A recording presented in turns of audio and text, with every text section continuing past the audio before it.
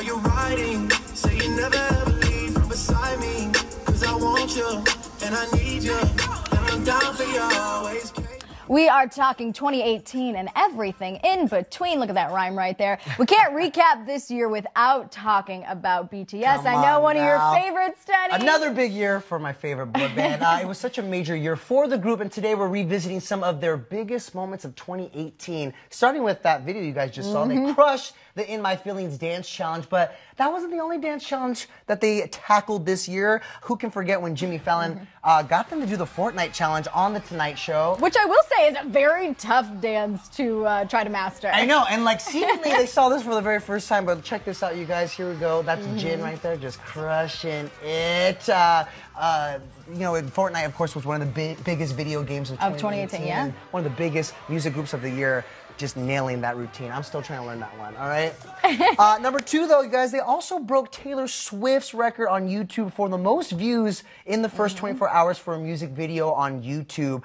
Within 24 hours of the release of Idol, their music video had already amassed more than 45 million views. And can you blame them? Beating Taylor Swift's Look What You Made Me Do, which accumulated only 43.2 million in its first 24 hours. So. Sadly, they didn't keep that number 1 spot for too long. They were recently knocked off the top spot by Ariana Grande for, of course, the Thank You Next video. But, you know, Idol still is going to be one of those music videos from BTS we're going to be talking about for a very long time. And then another major moment for them was the collaboration with Nicki Minaj, their remix. Just when I thought Idol was a bop, then they got Nicki Minaj on the remix, and that has been on heavy rotation. And they even shot a video with her, a version of Idol with Nicki Minaj as well. That was in September, just a month after the release of the first single. And then more huge collaborations. Another big moment for them, collaborating with Steve Aoki on Wasted on Me. And you talked to them about it, correct? Exactly. It's not the first time they collab with Steve Aoki, but Steve has been dying, he told me,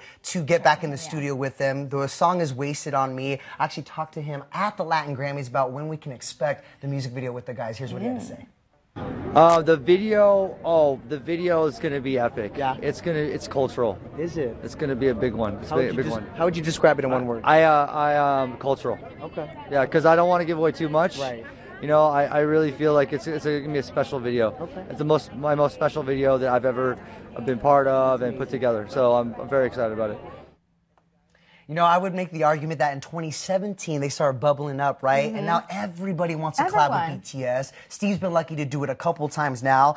But, you know, the year ended with their very first Grammy nomination, which is pretty major. They only got 1 nomination, and it was in a technical category for Best Recording Package. But more than anything, this is just a major moment of inclusion and honestly appreciation for K-pop and South Korea's breakout year and their breakout artists. Explain to everyone though why, you know, Best Recording Package, like the importance of it, because it honors, you know, the team collectively, right? It's the whole team, right? And it's about bringing like this, like I mentioned, this visibility to K-pop artists. I wish they cracked the pop categories, I really do, but this nomination is shared with everyone who had a hand in their recording packaging. The BTS trilogy right here, you see Love Yourself, which, I mean, literally has broken records all year long, and so now they get an invitation to the biggest night in music. What do you hope is next? Because obviously you are a huge BTS fan. You just visited Seoul. What do you hope is next for them in World domination! Well, no, but they've already had that. That's why I'm saying, like, what do you think is next? You know, I know that early on when I first interviewed them, I asked whether or not they would do an English language album, but as I learned from the fans,